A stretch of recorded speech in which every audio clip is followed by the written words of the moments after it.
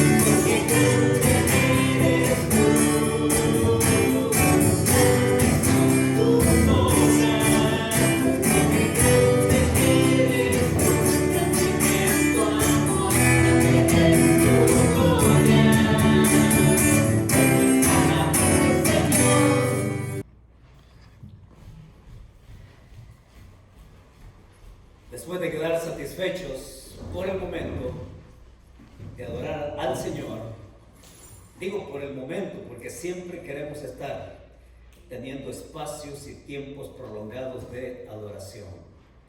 Pero es momento también de ir a la palabra, y para ir a la Escritura queremos hacerlo con nuestra oración que nos vincula al trono del Señor para recibir el mensaje que Él tiene para nosotros. Y decimos juntos: Señor, en este momento dispongo mi corazón y mi voluntad para ser oidor y cumplidor de tu palabra en obediencia. Guíame con tu Espíritu Santo para ser transformado a la imagen de tu Hijo. Supreme Screen es una de las atracciones mecánicas de uno de nuestros parques de diversiones acá en el sur de California, ubicado allá en Knott's Berry Farm. Y el nombre que le han dado a esa atracción mecánica no puede ser peor. Digo, no puede ser mejor, sino no puede ser peor, porque literalmente es el grito supremo que le pueden arrancar a alguien. Pues en una ocasión que visitamos el parque allá de Knott's Berry Farm, miren, atracción mecánica es una que mide 325 pies de altura, desde su base hasta la parte más superior. Estamos hablando que equivale a 99 metros de altura. Y estando yo ahí dije, voy a probar. Así que con esos arranques de valentía que uno tiene, ¿no? Así que voy ahí y me coloco, y mis hermanos, en mi opinión, es una atracción de veras extrema que, nos guste o no nos guste, nos saca el grito a cualquiera. Porque es una fuerza turbo con que ha sido fabricada, que en el momento en que usted se sienta y una vez colocado el abrocharse con lo de seguridad que le colocan, usted ya no tiene opción. Y yo no tuve opción de decir ya no quiero, porque una vez desabrochado, ni modo, hay que aguantársela. Y cuando echan a andar eso desde el punto más bajo, hermanos, con esa fuerza turbo, oigan, esto se levanta a una velocidad que ciertamente el cuerpo está ahí arriba, pero el alma se queda ahí abajo. Y luego de estar allá arriba, a esa tremenda altura, después sentir que va en caída libre y que usted siente que todo el cuerpo, y juegan con usted, juegan con su cuerpo, estando arriba, estando abajo, lo llevan en medio, y en medio lo sostienen así. Y usted no espera, no sabe para dónde va a arrancar otra vez, y de pronto otra vez para arriba y otra vez para abajo. Miren, cuando esto terminó, ustedes que no son de atracciones extremas, para mí fue la primera y la única vez que hago eso. Porque hasta ahí me conformo, hasta ahí llega mi valentía o mi coraje. Pero es que hay algo que yo no necesito estar ahí para entender los altibajos que se pueden experimentar. Porque a diario nosotros podemos experimentar estar arriba en la gran euforia o estar abajo, allá casi deprimidos. Son esos que se llaman los altibajos de la vida, y que a diario la vida se encarga de llevarnos por experiencias en donde estamos en la mejor euforia o donde estamos en el momento más de capa caída. ¿Saben que este tipo de altibajos precisamente son esos? Altibajos, estar arriba y estar abajo. Pero las experiencias de los altibajos son esa sucesión de experiencias que alternan las circunstancias, los acontecimientos que pueden ser positivos y que pueden ser negativos. Con los positivos no tenemos problema, pero con los negativos, precisamente los negativos provocan nuestro desconcierto. Y la vida, repito, nos lleva por igual a disfrutar de esos altibajos. Sí, en esos altibajos nadie es exento de altibajos. De hecho, vivimos con ellos todos los días porque todos sufrimos, por ejemplo, los altibajos de la bolsa de valores. Y los altibajos de la bolsa de valores en Nueva York se refleja en nuestro bolsillo cuando vamos al supermercado, ¿no es cierto? Señoras, amas de casa. Es que los altibajos también los podemos ver tan cercanos y los podemos sufrir, aun cuando también vemos cómo anda la cosa con esto del COVID. Y esto del COVID nos ha llevado a ver que de pronto pensábamos que ya se había terminado la ola y vienen otra vez estas variantes del virus que nos hace pensar que se va a prolongar más y que ha llevado a los expertos a decir que se va a requerir incluso una tercera dosis. Entonces lo que dábamos por acabado, ahora lo damos casi que por comenzado de nuevo. Los altibajos de la vida, y esperémonos porque los altibajos hay muchas maneras en que los podemos vivir. Altibajos en la salud, ¿no es cierto, Baudelio? Altibajos en la familia, con problemas que están ahí. Altibajos en el trabajo, altibajos en cualquier cantidad de situaciones. Y mis hermanos, el día de hoy vamos a ver que estas experiencias pueden estar incluso desbordando el corazón de mucha gente. Y una de las cosas que yo he notado a lo largo de año y medio con esto del COVID es que el COVID ha desbordado el corazón de mucha gente. ¿De qué manera? Pues nos ha llevado a sufrir esto que se conoce como el ciclo tímico. El ciclo tímico son esos momentos cortos de estar en una gran euforia y que todo está bien a lo extremo, al otro punto, allá de estar de capa caída. Y volvemos a estar eufóricos y después volvemos a estar allí. Se le llama ciclotímicos. Y esto es un aspecto cercano a lo que otros también catalogan como ser bipolar. No es ser bipolar, pero es parecido a eso, en periodos cortos de estar bien y periodos cortos de estar mal. El día de hoy hay alguien que nos va a decir: que sabe entender esos altibajos.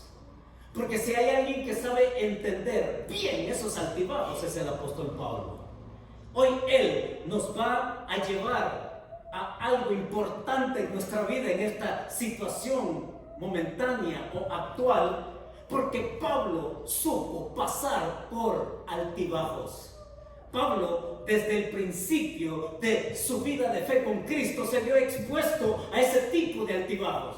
Él, desde el principio de su experiencia con el Señor, lo pusieron a él en la cúspide de lo más grande que pudo haber tenido, pero que también lo llevó a estar así, lamentándose o sufriendo en una mazmorra por ser hijo de Dios. Es por eso que él sabe entender a los tesalonicenses.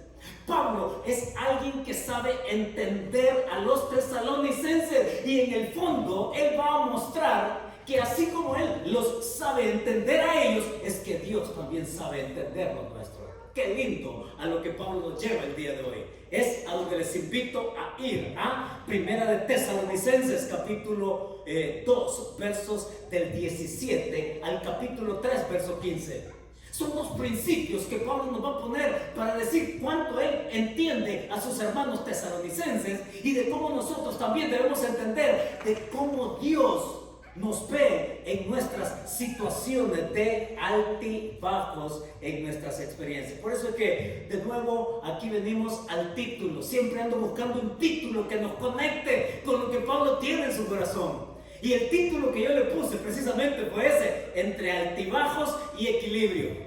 Porque Pablo lo que va a decir es que podemos estar en la mejor euforia, o podemos estar allá de capa caída, como muchas veces él lo pudo estar, pero que él nos lleva a través de la lectura de hoy en su carta, que podemos estar perseverando en equilibrio con él. Capítulo 2, verso 17 al 20 nos va a ofrecer el primer principio, y miren lo que dice el verso 17. Díganme amén, que lo encontraron, por favor. Verso 17 dice: pero nosotros, hermanos, separados de vosotros por un poco de tiempo, de vista, pero no de corazón, tanto más procuramos con mucho deseo ver vuestro rostro, por lo cual quisimos ir a vosotros. Yo, Pablo, ciertamente una y otra vez, pero Satanás nos estorbó. Porque, ¿cuál es nuestra esperanza? ¿O gozo? ¿O corona de que me gloríe? ¿No lo sois vosotros delante de nuestro Señor Jesucristo en su venida? Vosotros sois nuestra gloria y gozo. Ahí estamos con Pablo.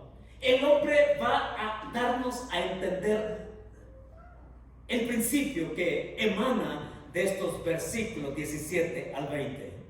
Y el primer principio es este.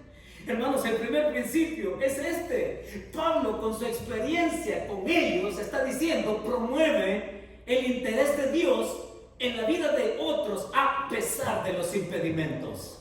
Sí, van a haber impedimentos. Pablo no esconde esa realidad.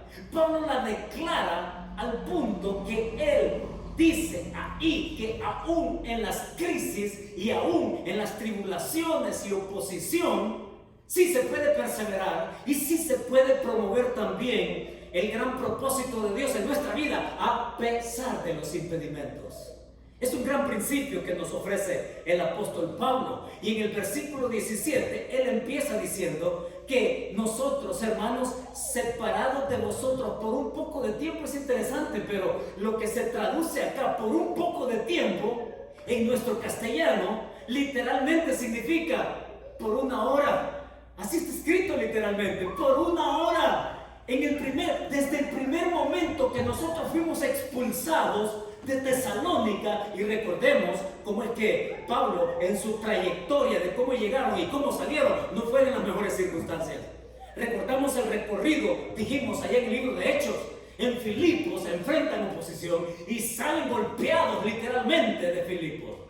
Pablo estuvo en una mazmorra, desde la gloria y de la euforia de predicar el evangelio y de ver gente convertida y comenzando la iglesia en Europa. Desde esa euforia, oigan, él estuvo en una mazmorra con dolor, y créanme que los golpes que le dieron a Pablo le dolieron. Pablo estaba en el cepo y en medio de ese cepo, allá con Silas, dice que estos a medianoche cantaban, pero que le dolía. Y eso es por decir una de las cosas más tenues que a él le pudieron haber sucedido. Porque también recordemos que en Listra, Pablo es casi muerto. Lo golpean tanto que este queda inconsciente. Algunos sugieren que incluso Pablo murió en ese instante y que el Señor lo resucitó. Ahora, ¿hasta qué punto nosotros tenemos que entender el corazón de Pablo cuando él habla de preocuparse por estos tesalonicenses? Pablo, a este momento de su vida, trae un rodaje que le hace a él entender por dónde podría estar también el corazón de estos tesalonicenses. Ahí en Filipos, en esas circunstancias, llegan a Tesalónica. Los de Filipos, los que se opusieron a él allí, llegan hasta Tesalónica, hacen otra vez la revuelta. Estos tienen que salir también de allá, obligados, no por su voluntad. Y entonces a Pablo hay que sacarlo de inmediato, y la vía que dijimos que escogieron los tesalonicenses fue sacarlo inmediatamente por barco. Y por barco Pablo se viaja hasta Atenas y se queda en Atenas. Es interesante que el versículo 17 nos pone a la vista el corazón de él. Es Pablo allí que después de estar en Atenas llega a Corinto. Y el hombre ya con un rodaje de oposición. Pero lo interesante acá, hermanos, es que él ve los impedimentos como algo que él entiende, que allí en el versículo 17 nos sacaron abruptamente, pero desde el primer momento que salimos de ustedes, mi corazón quedó ahí. Y porque Pablo se fue de Tesalónica pensando, ¿qué le pueden hacer a estos? Y el corazón de Pablo queda prendido con ellos, al punto que él se va tan preocupado y que se empieza a preguntar, ¿cómo es que yo puedo hacer de que ellos perseveren en la fe? Eso es lo que el versículo 17 nos presenta del corazón de Pablo. Pero mire el versículo 18 y 19. Yo quise ir a vosotros una y otra vez. Pablo lo intentó. Y dice que no fue posible, y aunque lo declara de una manera general, no específica, dice que Satanás lo estorbó. Él buscaba y se esforzaba por llegar a ellos de alguna forma, pero fue estorbado una y otra vez por Satanás. Dice, ¿de qué manera? Él no lo menciona, pero también de otra manera, como dice allá en el libro de Hechos, que también fueron estorbados por el Espíritu Santo de que no llegaran a ciertos lugares. De manera general, Pablo lo describe tanto con el uno, con el Espíritu Santo, como con Satanás en este caso. ¿Cómo es que Satanás les impidió? No lo dice.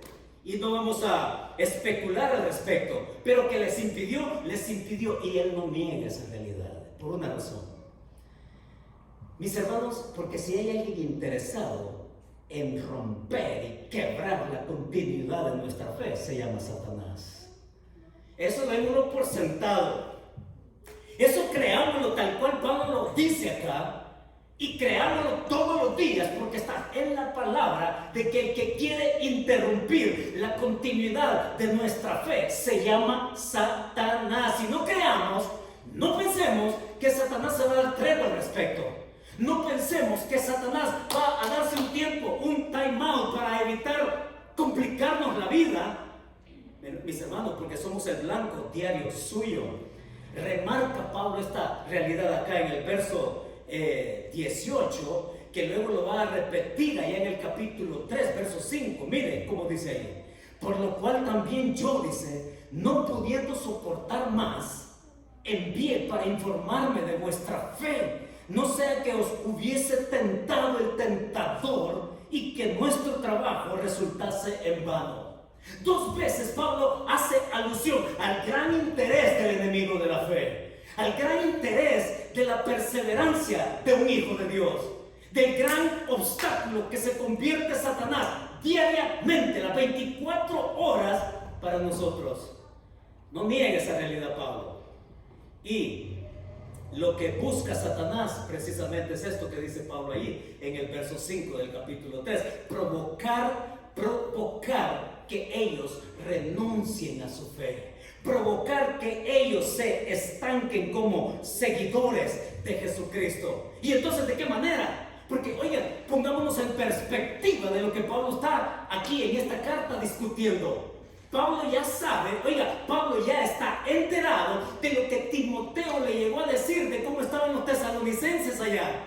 En la preocupación de Pablo, que duró, dijimos al principio de la serie, aproximadamente 2 años sin saberlo, cómo es que quedaron estos después de esa abrupta salida suya. Pasaron casi 2 años en la preocupación de Pablo por ellos. Y fue hasta que, quedándose él en Atenas, envía a Timoteo, y todo el tiempo que transcurre en que Timoteo va y está con ellos y regresa y se reúne con Pablo y le cuenta: Pablo, los tesalonicenses están perseverando. Pablo, a pesar de la tribulación y la oposición, ellos siguen firmes en su fe. Entonces, con todo eso sabido es que Pablo escribe esta carta desde Corinto. Y Pablo se goza, y por eso es que él está explícito. Y el hombre descarga su corazón con emoción. Por eso es que en cada oración que él hace acá dice: no ceso de dar gracias por ustedes. Qué lindo es Pablo. Realmente este hombre, de veras da gusto conocer al apóstol Pablo. Y él, su interés, su preocupación, porque él sabe que hay un propósito. Y el propósito es porque sabemos de ustedes vuestra elección. Porque sabemos de ustedes el llamamiento que tienen. Y oigan, hermanos, a la elección suya y mía y al propósito de Dios en nosotros, creámoslo, por favor. Satanás se va a oponer como sea posible hacerlo. Es ahí como él muestra su corazón, pero fíjense que a base de preguntas. Luego él va a pasar a decir otra cosa en el verso 19, porque dice él: porque ¿cuál es nuestra esperanza, o gozo, o corona de que me gloríe? ¿No lo sois vosotros delante de nuestro Señor? Y Pablo está haciendo preguntas que se pueden responder inmediatamente en el mismo momento en que se hacen. Pablo allí, él está diciendo esperanza. Este es lo que les ha dicho en el capítulo 1, verso 3, que ustedes, miren, yo estoy gozoso y agradecido con el Señor y oro por ustedes, porque en el versículo 3 del capítulo 1 ha sido dicho: constantes en la esperanza. Ese es motivo de gozo y de gratitud para mí, dice él.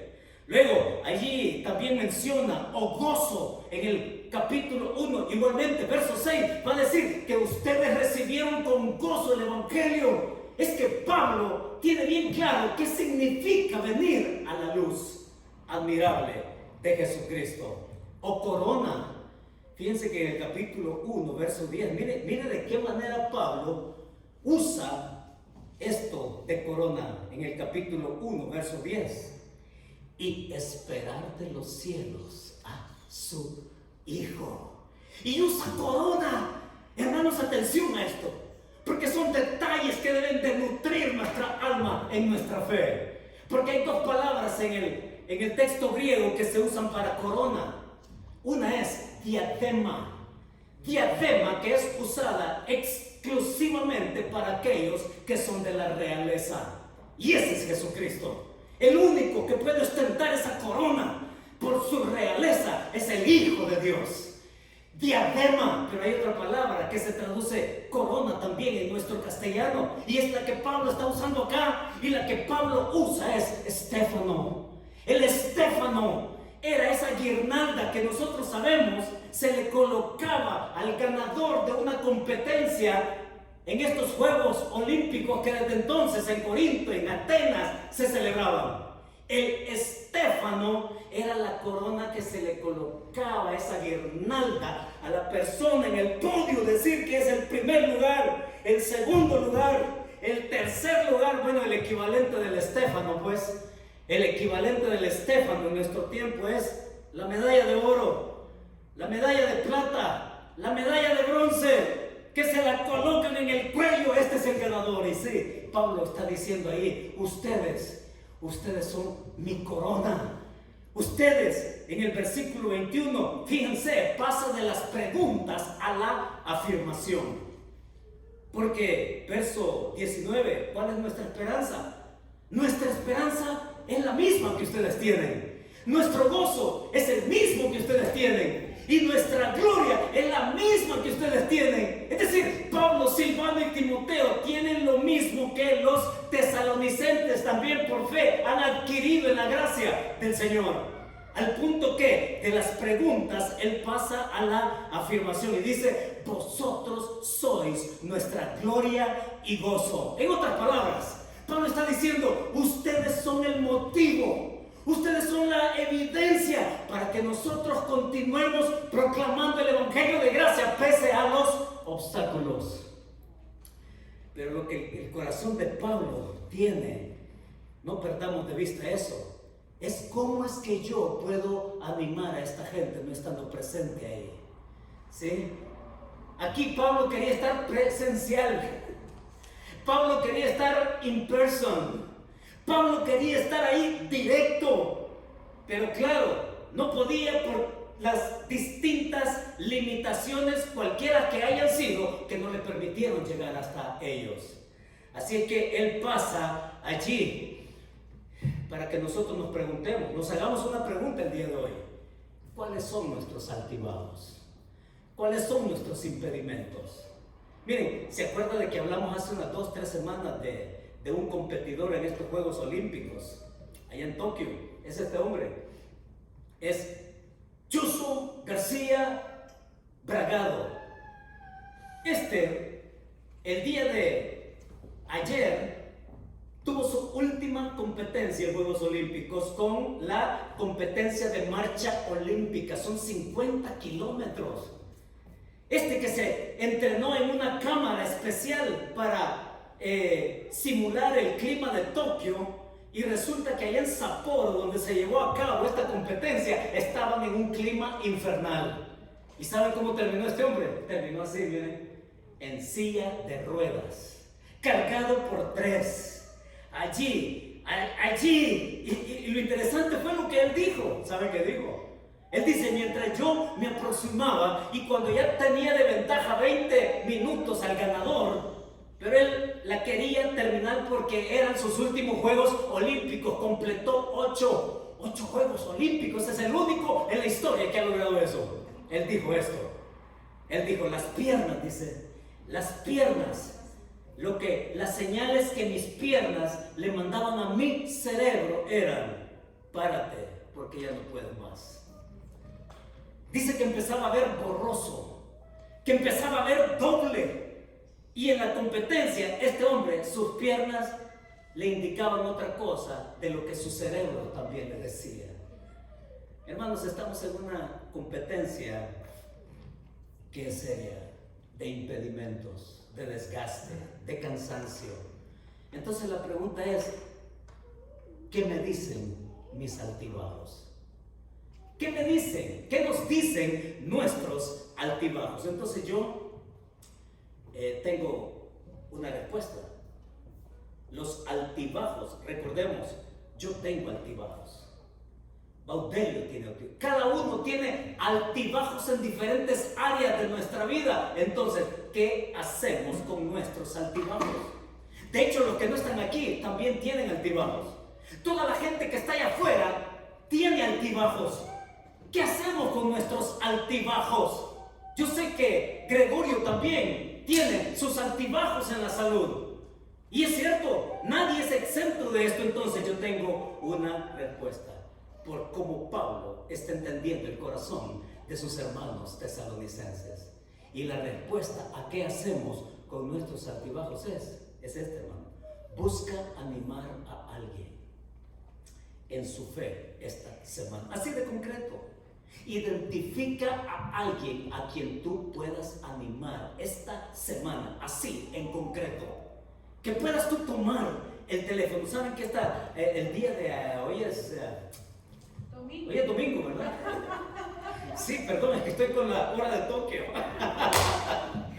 Miren, ayer yo recibí una llamada de un pastor.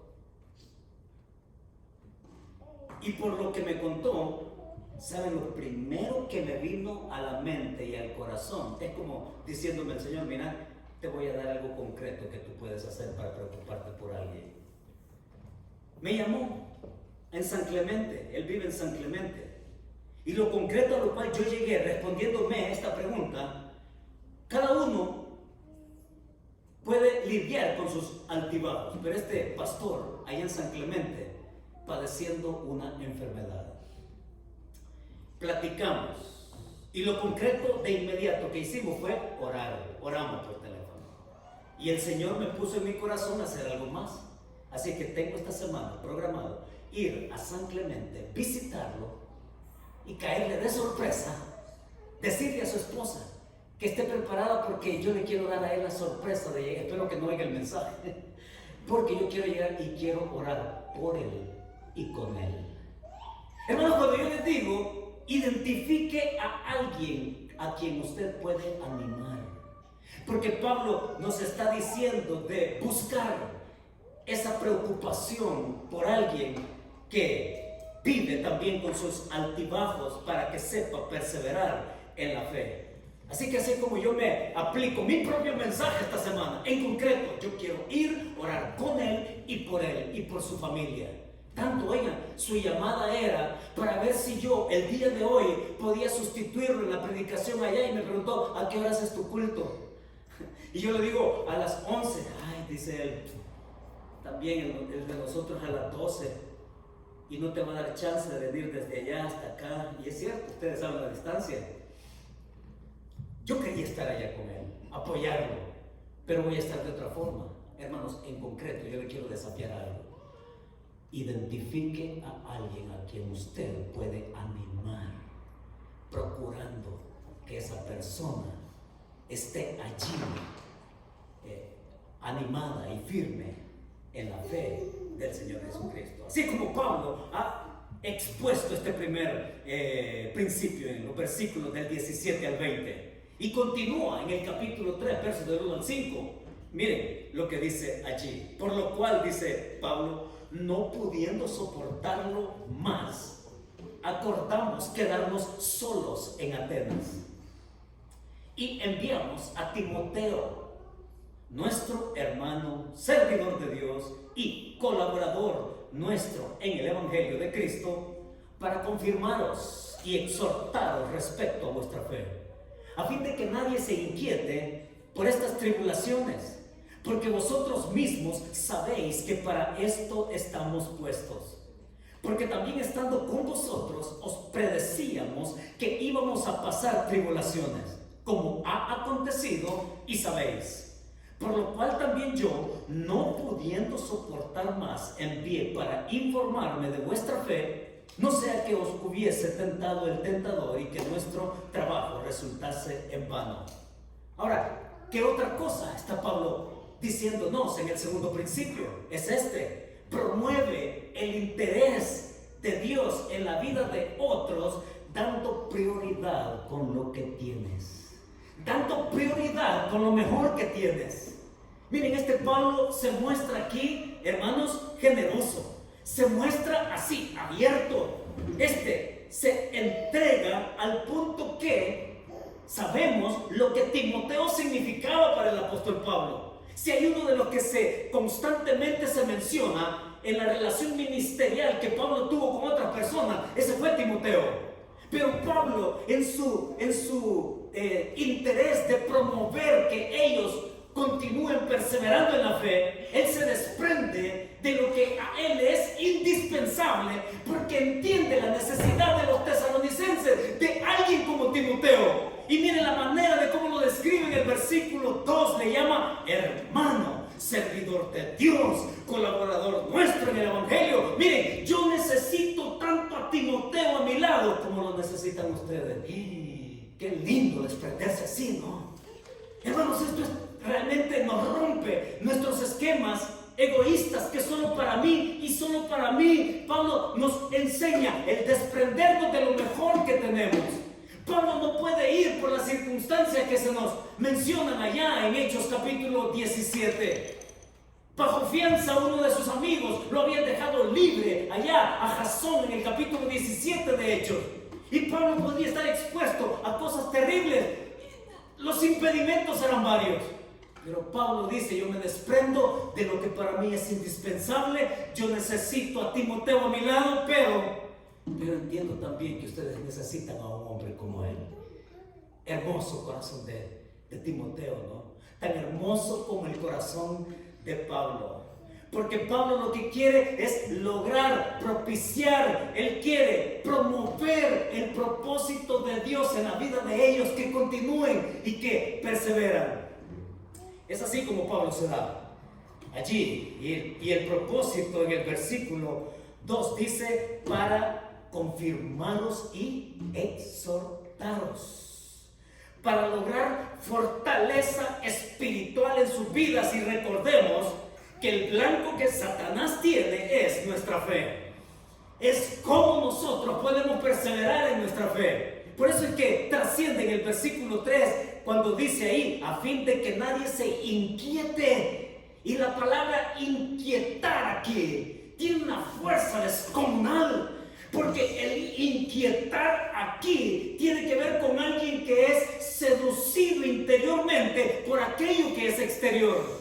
Es Pablo que está diciendo: ustedes pueden ser sacudidos interiormente por sus circunstancias, porque esas circunstancias externas les pueden a ustedes llevar a seducir, a abandonar la fe, a dudar de Dios, a caer en el desánimo.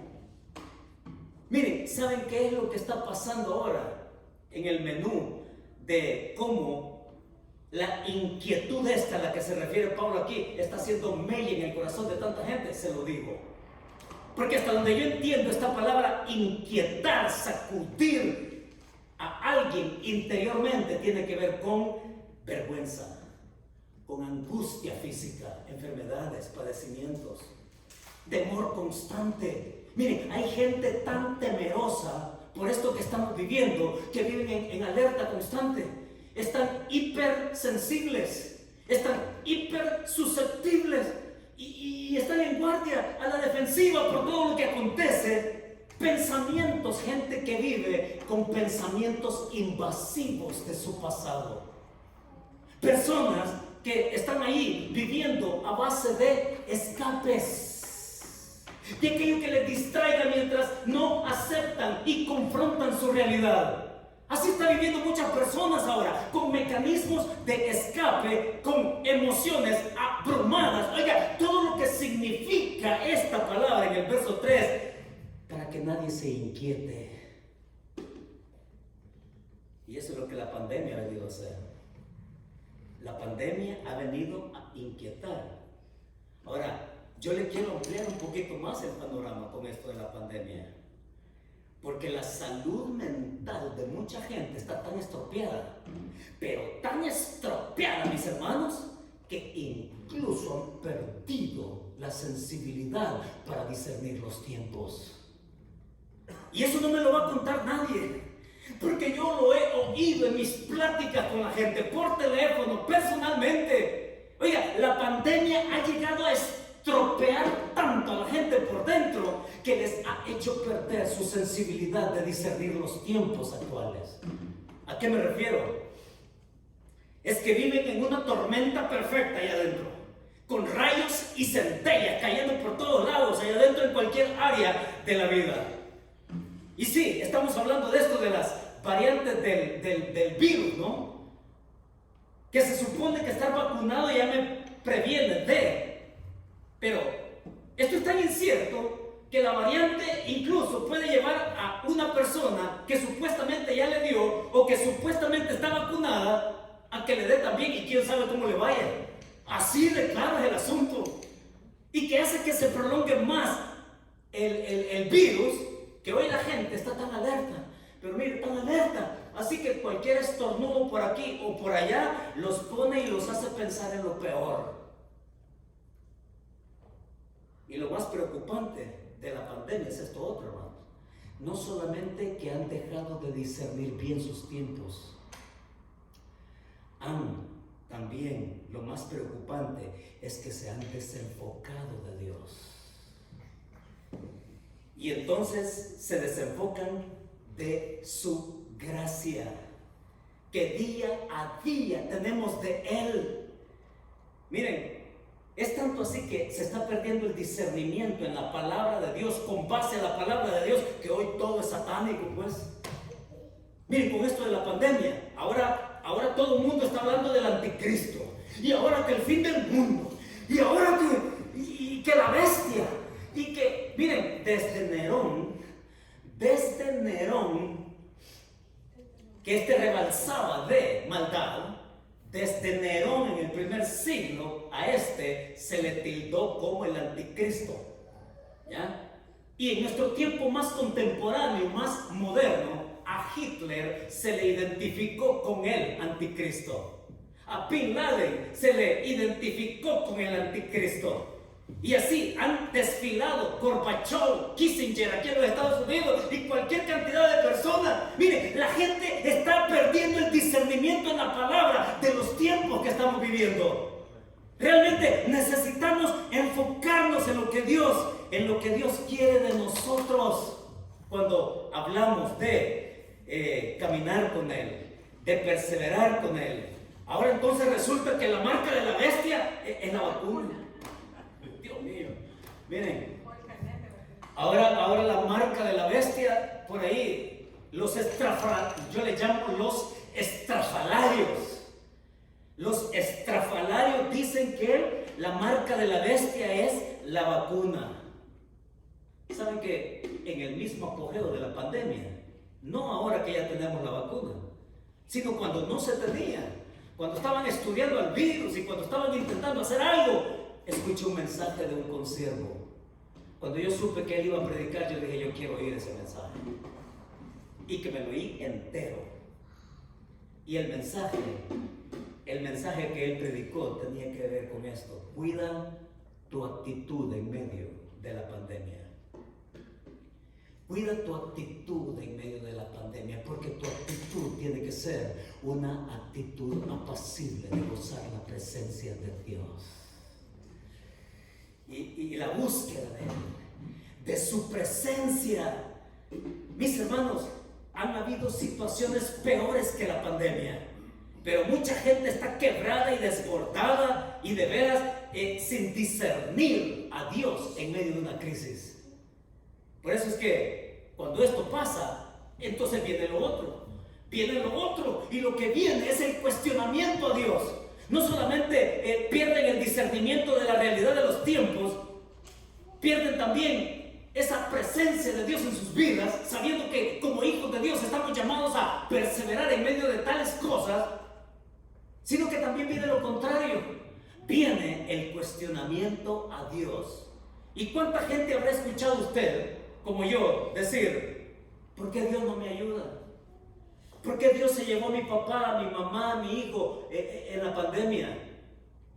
¿Por qué Dios no me escucha? ¿Acaso Dios se fija en mí? ¿Acaso Dios se preocupa por mí? ¿Puedo confiar en Dios por lo que Él dice ser? ¿Realmente es tan bueno Dios como Él dice serlo? ¿Cómo puede dejar Dios que cosas malas así sucedan? Si Dios es poderoso, ¿por qué no hace algo para sacarme de esto? ¿Es que acaso me está castigando Dios por algo? Y preguntas, y más preguntas que muchas personas se hacen con esto de lo que sucede. Y muchas veces, hermanos, somos incapaces de entender nuestra propia necesidad. Somos tan incapaces en medio de una crisis entender nuestra propia necesidad. Y saben, yo estaba buscando cómo ilustrárselos. Estaba entre traer a nuestro hermano Home o traer la experiencia del pueblo de Israel ahí en el desierto. Y entonces decidí por irme por el lado del pueblo de Israel, porque nos retrata a nosotros de cuerpo entero. Porque allá en el capítulo 3 de Éxodo ya sabemos qué pasa en el Sinaí con Moisés platicando con Dios. Y Dios le dice, vas a sacar a mi pueblo de allá, de Egipto. Y ahí en el capítulo 3, versículo 7 de Éxodo, oiga lo que dice el Señor. Moisés tiene la conversación con él en el Sinaí. Y entonces Dios le dice estas palabras a Moisés. Bien he visto, dice Dios. Bien he visto la aflicción de mi pueblo que está en Egipto. y he oído su clamor a causa de sus exactores, o sea, aquellos que los explotan. Pues he conocido sus angustias. En ninguna manera Dios está diciendo eso porque su pueblo no sea pecador. No, el pueblo de Israel siempre fue un pecador, nunca fue la excepción en ningún punto de la historia bíblica. Pero es Dios movido por su gracia, queriendo actuar a favor de su pueblo allá, con más de 400 años de cautiverio. Luego en el capítulo 6, verso 5, oiga estas otras palabras de Dios. Es Dios que dice esto. Asimismo, yo he oído el gemir de los hijos de Israel, a quienes hacen servir los egipcios, y oiga esto otro, y me he acordado de mi pacto. Dios se acuerda en medio de su pueblo, de su crisis. Y mi hermano, si hay algo que nosotros debemos tener bien claro, es que Dios está al tanto de nuestros altibajos. Dios está al tanto de lo que nos sucede. Y usted dirá, no, bueno, si es así, entonces qué bien, porque vamos a ir adelante. No, espérese, porque hay algo más que dice,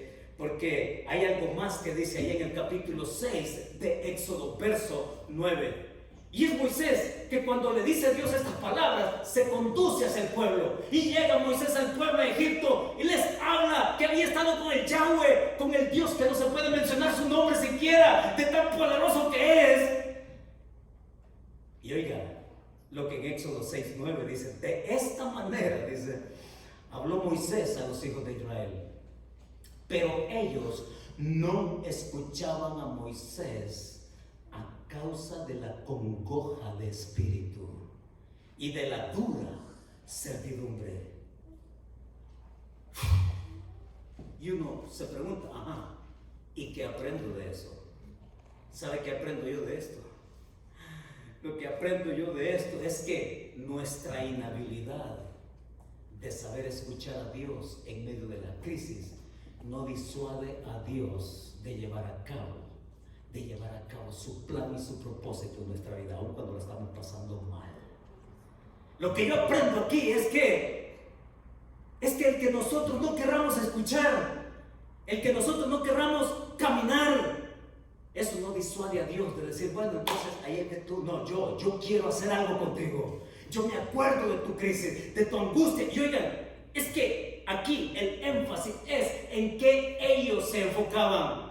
Dice allí que ellos no escuchaban a Moisés a causa de la congoja de su espíritu. Se habían clavado y se habían enfocado en su sufrimiento. Lo único que me toca a mí es sufrir, cuando Dios ha dicho, yo quiero algo contigo y te voy a llevar adelante. Demostrar la gracia en medio de eso. Por eso es que una preocupación genuina nuestra es esta, hermanos. ¿Qué tal si al haber identificado a alguien como cosa práctica del mensaje, qué tal si al haber identificado a alguien usted le suma a eso, visitar a esa persona? Yo acepté el reto.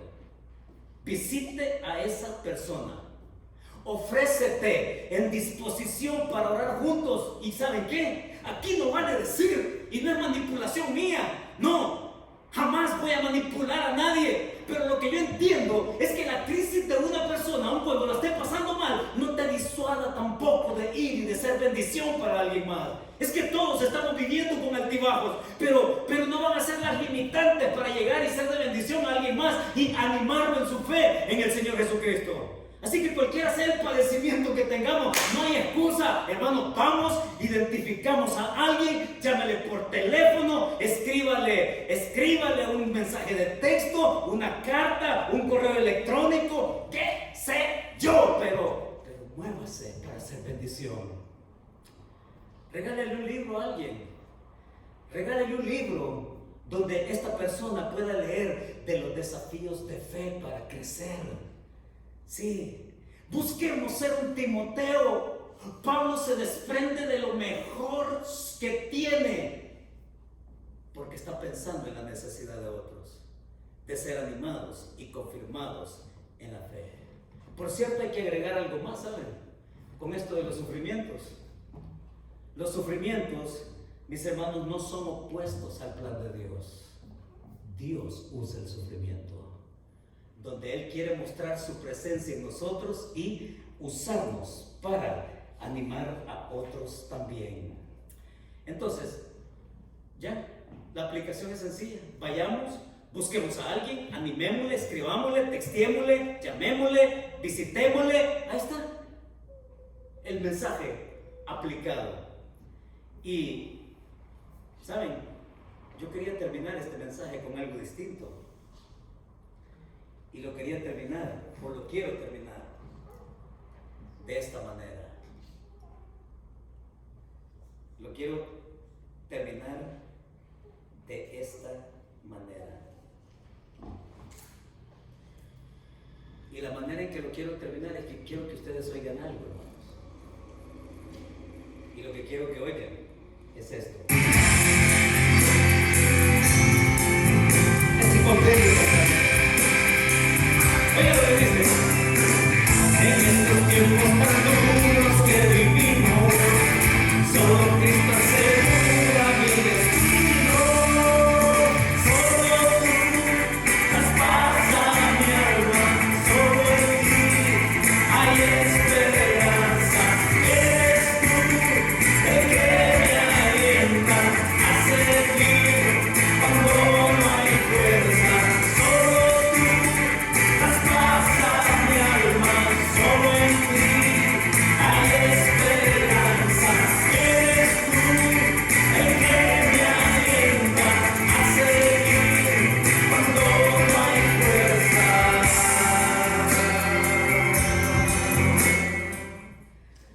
Pues Baudelio, te dedico tu propia canción en el nombre del Señor Jesucristo, varón. En tus altibajos, que también nos enseñes a animarnos a perseverar en el Señor. ¿Y cuál es la verdad, hermanos? ¿Cuál es la verdad de lo que Pablo, desde su corazón apasionado por estos hombres, personas tesalónicas, queriendo que perseveren, nos llevamos a esta verdad juntos? Y lo que Pablo está diciendo es: nunca pierdes cuando inviertes en la vida de otros, afirmándolos en Cristo. Nunca pierdes. Nunca pierdes cuando inviertes en la vida de otros, animándolos en Cristo. El Señor está con nosotros. Oramos. Padre, muchas gracias. Sí, Señor. En medio de los altibajos, enséñanos a entender, Señor, que no tenemos control de muchas cosas, que tenemos impedimentos, Señor, pero que esos impedimentos sean motivos para propiciar nuestro propio crecimiento en ti, en búsqueda contigo, y que puedan propiciar, Señor, el animar a otros en sus propios altibajos. Que tu Espíritu Santo, Señor, nos redarguye y nos anime y nos llene para tener esa gloria, para tener esa guirnalda, esa victoria, Señor, que en ti podemos encaminar en nuestra vida espiritual contigo.